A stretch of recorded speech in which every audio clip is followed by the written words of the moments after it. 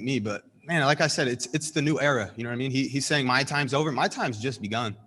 So we'll see. And throughout this, have you in a way been rooting for Pitbull because of, you know, just like what we just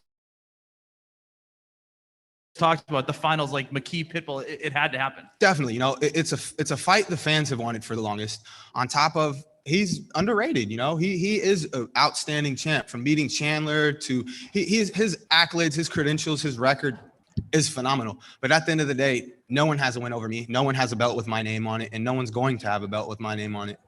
And is there any bad blood? I mean, we just heard what his team was yelling and everything. How does that resonate with you? You know what I mean? At the end of the day, he has to go in that cage and fight with me.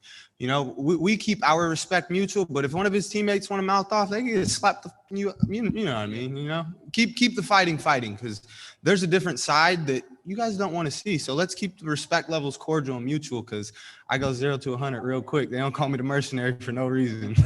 and we know how, like you said, 17-0, we know how great you are fighting. You know, how'd you like commentating tonight and kind of being on the broadcast team? It was surreal, man. Honestly, it was a little nerve-wracking at first, but once I got up there and I got to just open up a little bit, it was fun. You know, I got to see a different side of the entertainment world. I have a feeling that having one foot in that door and showing and showcasing my skills in the entertainment world along those lines, it's going to open up many other doors outside of the fight world for me. We'll take a couple more here. Donna.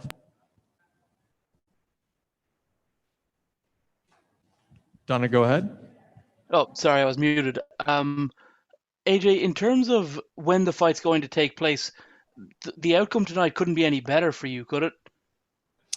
No, you know, I'm staying in the gym, staying ready. You know, something my dad's always put in me. To be a champion, you have to beat a champion. And if you stay ready, you don't have to get ready. So that's my mindset. Stay ready, you know. I ran 5 miles yesterday. So I could fight next week, honestly, if I needed to. Pitbull's talking about, let's fight now. Hey, you'll get your dream and your wish, homie, you know what I mean? So it's time to sit down with Mr. Coker and set this date up and get this action on Showtime, baby. All right. Thanks, AJ. Appreciate it. Anytime. Thanks for having me.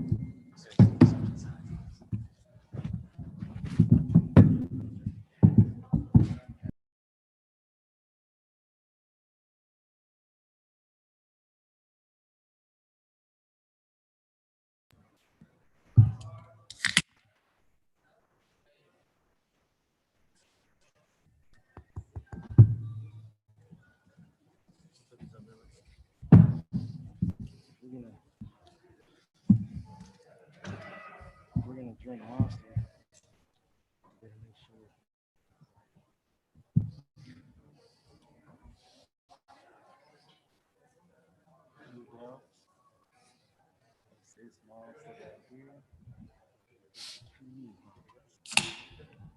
All right, we are now being joined by Patricio Pitbull. We'll begin with a few questions in the room. Go ahead, Nolan. Patricio, congratulations on the win, man. Could that have gone any better? That was so quick. Yes, it was good challenge, but it was very complicated in the training. So it's not as like as you think. And when you got that guillotine locked in, it seemed like you were the first person to know that he was out. Did you feel him kind of go limp a few seconds before the stoppage? Yeah, he was sleeping, and I knew that. I told the referee, but he didn't believe it that time. Yeah, for sure. And this obviously lines you up for a pretty big fight against AJ McKee. Was this the fight that you, coming into the tournament, was hoping would be at the end, at the finish line? Yeah, it's the perfect final for that movie. Yeah. He's undefeated. I'm the champion. You know, let's see what's gonna happen, and I know what's gonna happen. And I feel like you're starting to finally get the respect that you deserve. People are recognizing how good you are. So to even boost your star power further, do you think this is the biggest matchup that you could have possibly faced off against? I don't know. I really don't think about that. I know I am the number one in the world, so it's enough for me. I know my records. I know my numbers, my titles, the meaning of that. And he was in here earlier, and he kind of listed off the advantages he thought he had over you, the reasons that he could beat you. From your perspective, what do you think that? How do you think you can beat him? It's a fight of 5 rounds. He gonna came to another place that he doesn't know. It's a competition fight for the belt. It's a different preparation. Everything's gonna happen. And he knows my power. He knows I'm dangerous. I know he's scared. And you know, in the cage after you guys had a stare down, and you and your team and him exchanged words. Is there bad blood involved with this one? It's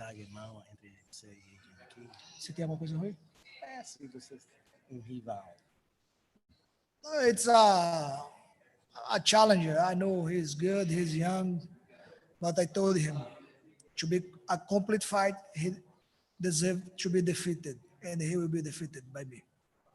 That's what I told him. And throughout the tournament, you know, I asked AJ this, and he said yes. Were you almost rooting for him, you know, to win, keep winning, and get to this point so that you guys can be matched up together here in the final?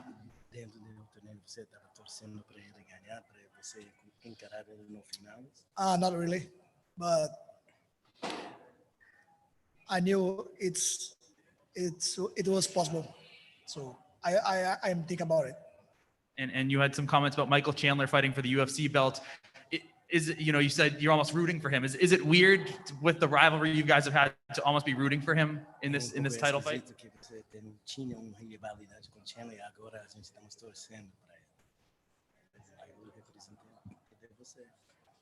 Now he represents me, so it's important.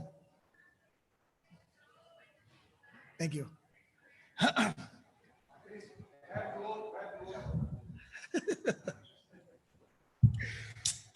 Patricio, congratulations. What a performance. What is it like having the so-called greatest of all time, what lightweight that is, watching you? Is it any added pressure, or do you not care at all? I didn't understand the question. Sorry, I was just saying basically, what's it like having the so-called greatest of all time, Khabib, watching the fight? Is it any added pressure, or do you not care? I thought it was me watching me fighting. That's why I didn't understand. So, but I know Khabib was there. I just saw him before after the fight, so I didn't know that during the fight. I was focused in me. Yeah, fair enough. How do you think you match up with somebody like Khabib? I have a strategy for him. You have a strategy? Yeah.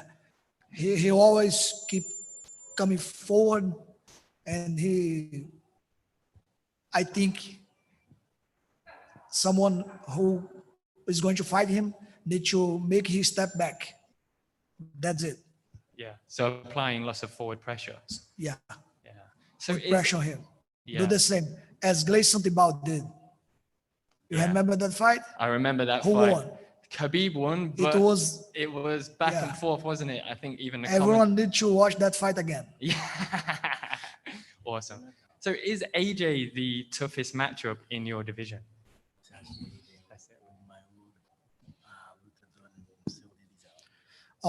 Now, I think yes, because he's undefeated. I think so. Hey, Patricio. Last time we spoke, you promised me, you said, I'm going to finish him this time. And you both came out. It seemed like you were patient and composed. Did that play out exactly how you trained and how you prepared for it?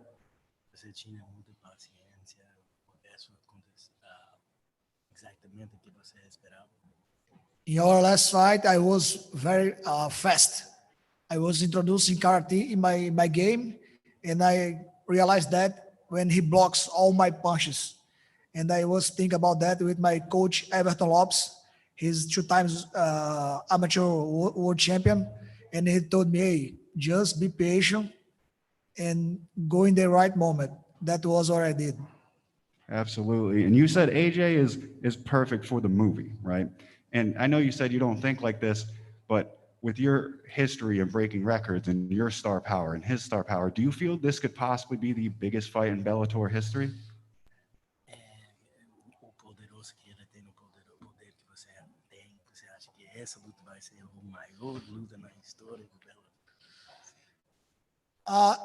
I don't know if eu não sei se será a maior luta do Bellator, mas vai ser uma grande luta, porque ele é invicto, ele é um cara que foi construído pelo Bellator e tá aparecendo como o número 1 contender, então vai ser uma grande luta. I don't know if it's going to be the greatest fight in history, but he's been built up by Bellator from his whole career here at Bellator. He's undefeated. He's in the finals against me. So it's going to be one of the greatest fights of all time. All right, we'll take a couple more here. Donna? Patricio, when will the fight take place? I know that AJ just came in here and said he'd be happy to do it next week. I know that you've not got a scratch on you. When is this fight going to happen? I can do it now. I'm ready. The cage is there. I am here. He's here. Let's do that. All showtime. Let's film this. That's it. Eric, was Henry Cejudo playing an April Fool on Chael Sonnen when he said he was coming back? Henry Cejudo and Chael Sonnen together is it's hard to tell with those two, to tell you the truth. I don't know, but we'll see. I'm always looking for another belt. So C4 sounds about right to me. Sean? Patricio, congratulations on the victory once again, and defending that title. Talk about how this tournament brought out the best, and not only you, but also your fellow competitors, how they had a chance to have the spotlight on them and kind of get built up a bit before you had a chance to take them on in the cage and beat them. What's your question? Oh, I was talk about how he embraced being part of this tournament. And, basically, having the spotlight on the featherweight division on his competitors, so they got built up as well as he did before he took them on. Fala sobre o torneio, como toda a atenção estava nessa categoria, divisão, e aí sua divisão recebe muito mídia, como você sentir, dando muito mídia e atenção para a sua categoria, você... Cara, essa categoria, this division is the best division in the world. We know we have another organization that is UFC, but if you see all these fighters that was in the tournament, everyone is very tough. So I know the best guys are here. Thank you. Simon? Hey, Patricio, congratulations on the win. I just have one quick question for you. I just want to know, how did your training switch up the second time around against Emmanuel?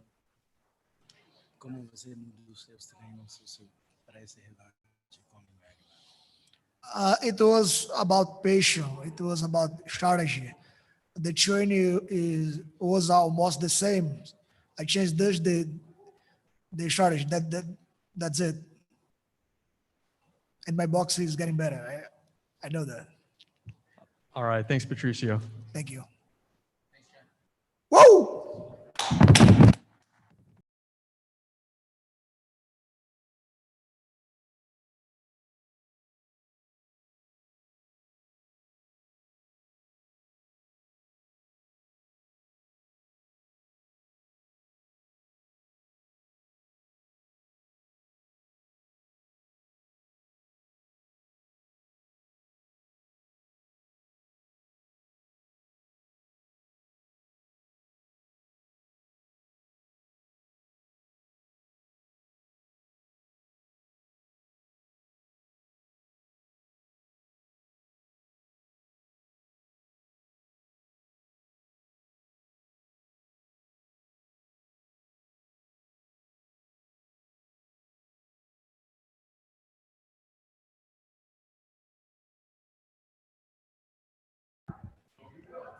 Next up is Scott Coker.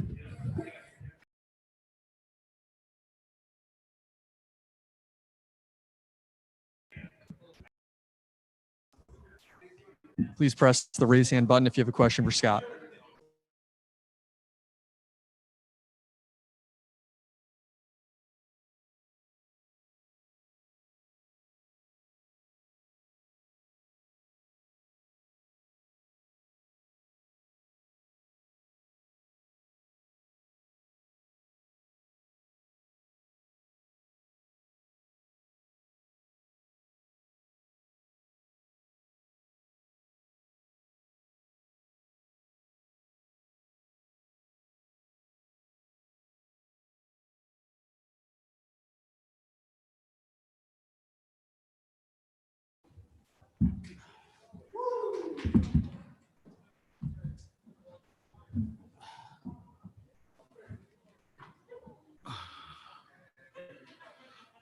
I'll be in touch,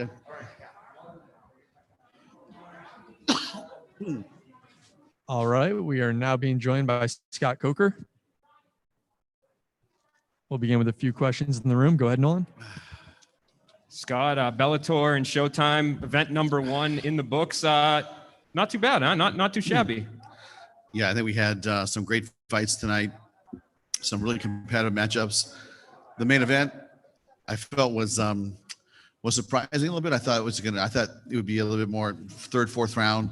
I thought the fight would end maybe at that point, but you know, Pitbull is a beast, and you saw why he is a pound for pound champion for Bellator.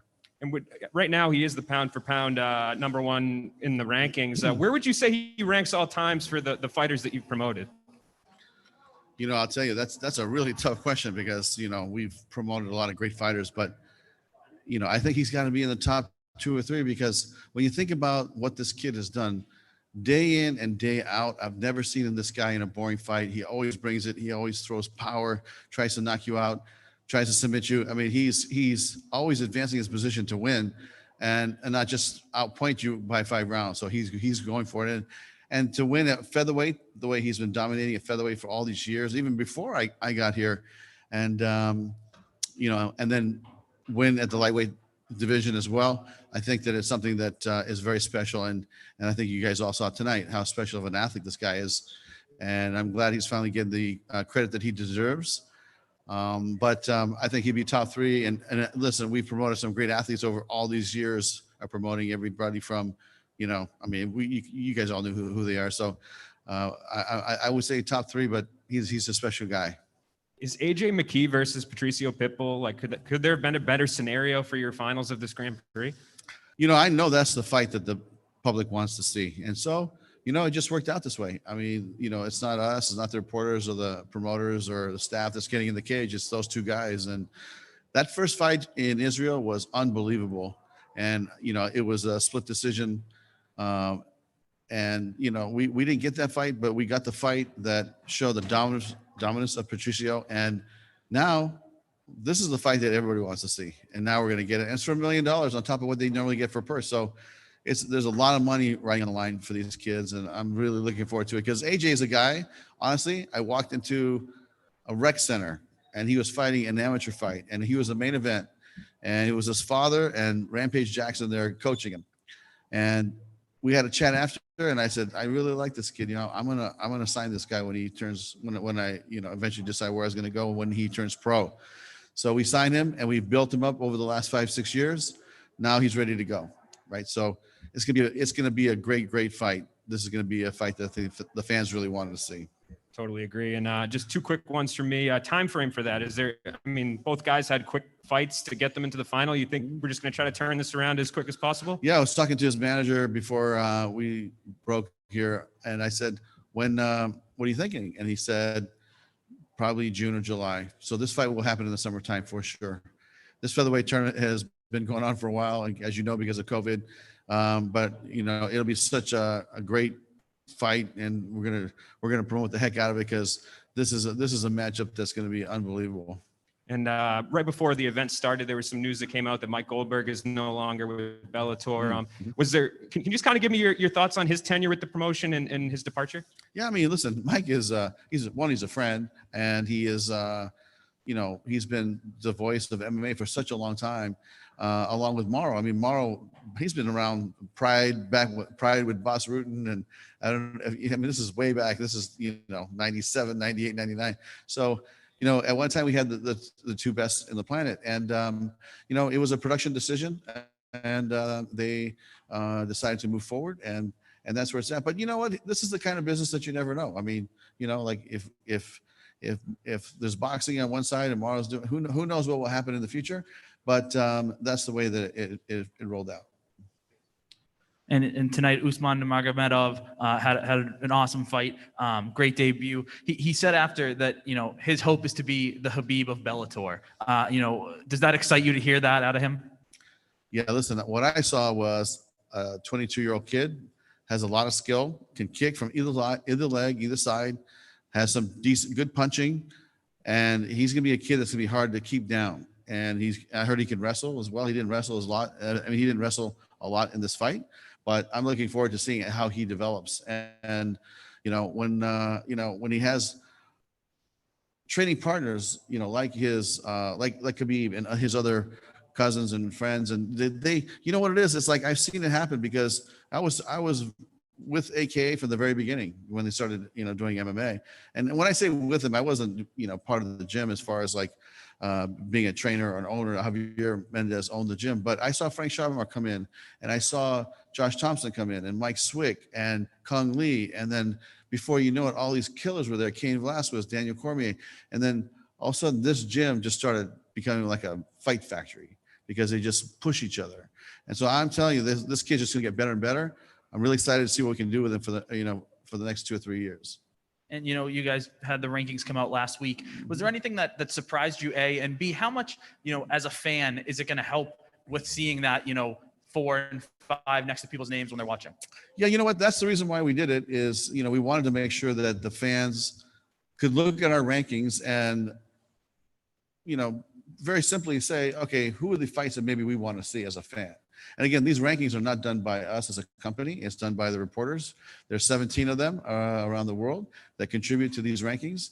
And I'm really excited because it's going to make it a lot easier to figure out, who's going to fight who. And of course, some people are upset.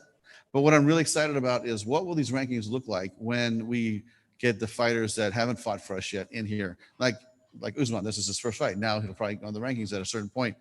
Rumble Johnson, Yo Romero. There's a lot of great fighters that have not fought. That once we get them in here, it'll start moving our rankings around. I'm really excited about that.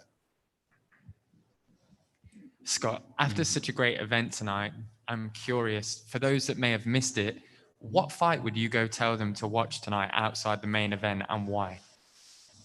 I'll tell you, there were so many great fights, and there were so many tactical fights that that's a tough one because, like, if you're a jiu-jitsu fighter or jiu-jitsu stylist, and you really like Neiman Gracie. That fight with Jackson, I thought was a great matchup, and that fight could have went either way, and it worked out for him. But I think Neiman will come back. But I think to me, that was one of my favorite fights to watch because it's a striker versus a grappler. It's like age-old combat, right? Back to when this may all began. Like, who could beat the striker? Is it a grappler? Is it a wrestler? And so that question was answered tonight, and it went Jackson's way. So we're seeing 2021 seems to be the year where live sports are coming back. I'm just curious, does Bellator have any plans for 2021 that they can share with us? I'll tell you, we are looking forward to the day that we can walk into, a stadium and have a packed audience and not have to have social distancing and wear masks and do all the things that we're doing now. But we're going to be very careful about that. And, we are governed by a COVID protocol, division basically that has a lot of doctors, has a lot of lawyers, and really we have to do, health and safety first. So that's going to come first. But I was just reading in California, I live in Santa Clara County. It's probably the most stringent county in the whole country at one time. They even had the 49ers had to move to Arizona to play football. Think about that. They couldn't practice outside. They couldn't play outside. And so, when Santa Clara is opening up like it is now, it gives me hope, and I can see light at the end of the tunnel now. And so I think we're going to be patient. We're going to be here for at least a couple months, and then we'll reevaluate. But I don't think it's that far off, to be honest. We're already making, and I can't talk about it, so please don't ask, but because we're already making plans about some international fights we're going to put together. And I'm really excited about late summer and going into the fall.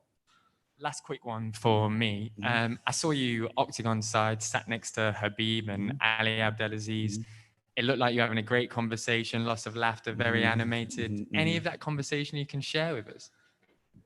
I tell you, it's you have to remember that these, like, Ali manages a lot of fighters, but I've known him, I want to say like 20 years. I've known him for 20 years, even when he was fighting before. And when I was working for K1, his cousin Karam Abdulaziz was a Egyptian gold medalist wrestler from the Olympics, and we took him to Japan, and he fought in an event that K1 was involved with, and I helped. And it didn't work out for his cousin, but that's when I first started meeting Ali and talking to him, and I didn't see him for like 10 years, and he's become this very powerful manager, has a lot of great fighters. But we go back way before he was still competing at the time. So to me, he's a great old friend. Khabib, honestly, it's like, I'm not sure if you saw Javier Mendez there, but Javier is, I used to promote Javier's fights in San Jose back in the 80s, honestly. And he was one of my students before in traditional karate. And, he's been like a brother for me. So, he trains Khabib, and he trains Usman now. He's part of that whole team. And I haven't seen him for about a year because he's been in Abu Dhabi, or he was with Khabib for the fight, and he's been training in Vegas. So I haven't seen him. So it was like a little reunion, and I would see Khabib in San Jose training from time to time. And so it was just like a little reunion. That's what you saw. But, it was a good time. Congrats on the event. Thank you. The ass-kicking machine had a pretty impressive performance tonight against Neiman Gracie. He was calling for a title shot or anybody who's standing in his way. Is that a strong possibility? I think it's a possibility. Again, I like to go back on Monday and reshuffle the deck, so to speak. But he's definitely up there. I think that we have somebody else in mind right now, and we'll probably announce something really soon. But maybe right after that we can have that conversation with him. But he's right in there for the title mix, because Neiman, I think, was ranked number 2, and so he definitely deserves a shot. Pending our other fight we're putting together. Awesome. And the last thing for me, I also had a very similar question. There was a lot of amazing fights tonight, a lot of fighters that broke out of the woodworks. Is there anybody outside of the main event that really impressed you tonight? Yes, there was. There was a fight on the undercard. The gentleman that fought Gonzalez, that fought Roger Huerta. I thought he did a really good job, and I know he has a good wrestling background. So we're excited to see what we can develop with him as well. All right, we have time for 1 or 2 more here. Jim? Yeah, thank you, Scott. You all announced Cyborg Smith 2, and I'm just curious your thoughts on that. And how long did that take to put that together? Was that the thought just going forward? Hey, this is the match we want to make, or were there other options? You know, I mean, to me, we looked at a couple actually opponents for Cyborg, but you know, Gilbert Melendez, her trainer now, kept calling me and wanting this fight and said, look, last fight, she took it on short notice. She wasn't ready. She wasn't prepared. She feels that she deserves the title. And I'm training her. She's going to be, you know, solid. She's going to look great, and she's going to put up a great fight. So, you know, that's really how it came down. So, you know, Gilbert and I talked about it, and we made the fight. Thank you. Giancarlo. Hi, Scott. Great event tonight. Just curious, it was available for Canadian fans as well here on YouTube. Just wondering if that's a plan going forward, or if there's a TV deal you have in the works that you can share. You know, I know there's dialogue right now ongoing about where in Canada we're going to finally end up. But in the meantime, I do believe that for the fans to be able to see Bellator even next weekend, that we will open up the portal on YouTube, I believe, for Canada to receive it. So I think that is the plan moving forward. All right, last one here, Santiago. Hi, Scott. Greetings from Amsterdam and congratulations on a beautiful night of fights. I have a question about two of your fighters coming out of Amsterdam. Can you give us an update about Gegard Mousasi and Denise Kielholtz? You know, both of those fighters have matchups already, but we're not ready to announce them, so we're gonna have to hold back on that. But we do have some exciting fights. I love both those fighters. Gegard is, you know, I started promoting him back when in Strikeforce, so he has a very special place in my heart. Denise is another, you know, buzzsaw. She is amazing, and so they will be fighting soon. We'll have an announcement soon. I would say in the next week or two. We're just locking some things up, but be patient, and I promise you'll be happy with these fights that these fighters will be in. All right, thanks, Scott. Thank you.